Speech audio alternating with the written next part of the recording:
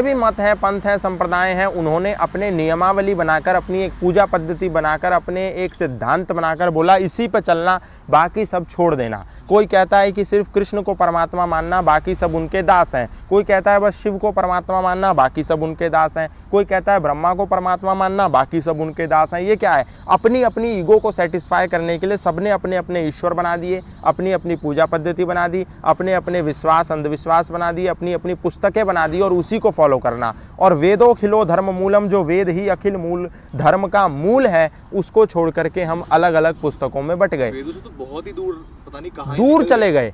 आज एक छोटा बच्चा है इस्लामिक मुसलमान और एक बड़ा बूढ़ा है मुसलमान, उनसे सब में से किसी से भी पूछो बालात वृद्धोपरांत कि तुम्हारा धर्म ग्रंथ क्या है, तो सब एक स्वर में बोलते हैं कि मेरा धर्म ग्रंथ कुरान है। आप बालात वृद्धोपरांत मतलब बच्चे से लेके बूढ़े ईसाई तक पूछो कि तुम्हारा धर्म ग्रंथ क्या है, तो सब बोलते हैं मेरी धर्म ग्रंथ, धर्म की पुस्तक बाइबल है। उनसे पूछो कि तुम्हारा पैगंबर कौन है, बोलते हैं कि मेरा पैगंबर ईसा मसीह है। मुसलमान से पूछो तुम्हारा कौन है, बोले मेरा मोहम्मद साहब है। इसके अतिरिक्त वो ना कहीं सर झुकाते हैं, ना किसी को मानते हैं, ना किसी की मानते हैं। सनातन धर्मियों का जो एक सिद्धांत था, संग छद्वम संवदध्वम संभो मनांसि जानताम देवा भागम यथा पूर्वे संजानानाम उपासते, एक साथ मिलकर के चलने का, एक साथ रहने का, एक ईश्वर को मानने का, एक ध्वज को पालन करने का, एक संस्कृति को मानने का, एक भाषा को मानने का, एक भूषा को मानने का, एक भोजन को मानने का, उसको छोड़ करके हमने अपनी सारे मान्यताओं को तोड़ दिया।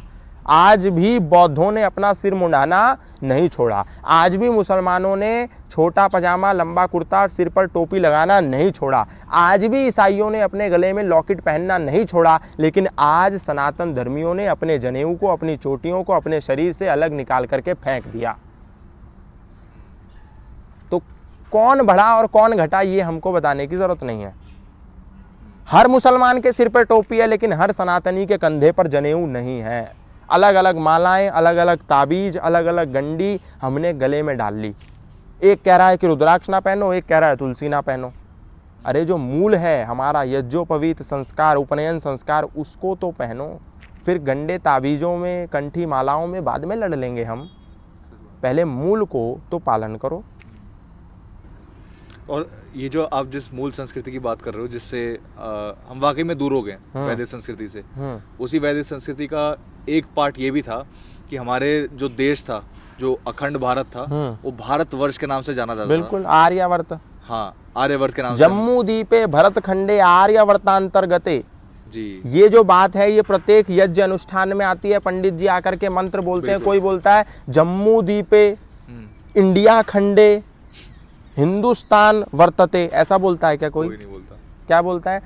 आदिकाल से, जब से इस सृष्टि का प्रादुर्भाव हुआ, जम्मू द्वीपे भरत खंडे आर्यवर्तांतर गते उत्तराखंड प्रांतस्य, ऐसा बोलते हैं, ना कि बोलते हैं कि इंडिया वर्ते है। जी जी जी।